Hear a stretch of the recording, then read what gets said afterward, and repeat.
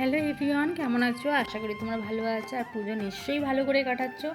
আর দেখো, আজকে আমি শাড়ি পরেছি। শাড়ি পরে আমার কেমন লাগছে কমেন্টে কিন্তু জানিও।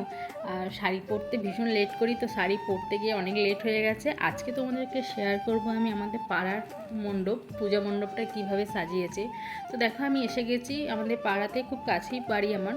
তো রাস্তাতে দেখলাম কি সুন্দর ছোট্ট ছোট্ট লাইট দিয়ে সাজিয়েছে, আর মাঠে বসিয়েছে বাচ্চাদের মিকি মাউস। আর জানো তো, মিকি মাউস ছোটোবেলায় ভীষণ চেপেছে আর ভীষণ পছন্দর জিনিস আমার। বড় হয়ে গেছে, একটু মিসও করছি, যেহেতু বড় হয়ে গেছি। আমি মিকি মাউস চাপছি। দেখো, নাগরদোলা বসিয়েছে, ছোট্ট ছোট্ট বাচ্চাদের খেলনাও বসিয়েছে।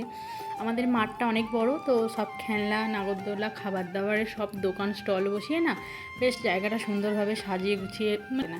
তো সেটাই আজকে তোমাদের দেখাচ্ছে। আর প্রচুর মানুষের ভিড়ও আছে। আর সবথেকে ভালো লাগে কি জানো তো, পুজোর সময় সমস্ত মানুষগুলোর সঙ্গে দেখা হয়। যাদের সাথে রোজের দেখা হয় না তারাও আসে।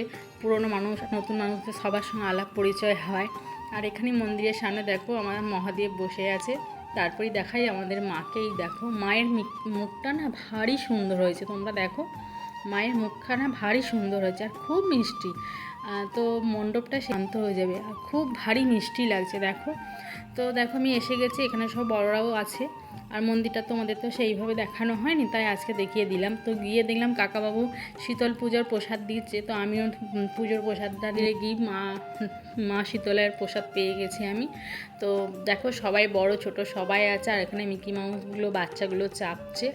মিকি মাউসটা দেখেছো। আর এখানে ভোগ বিতরণ করছে। তো শেয়ার করলাম আমাদের পাড়ার মণ্ডপ, কেমন লাগলো কমেন্টে জানিও। তো আজকে এই পর্যন্ত, চলি।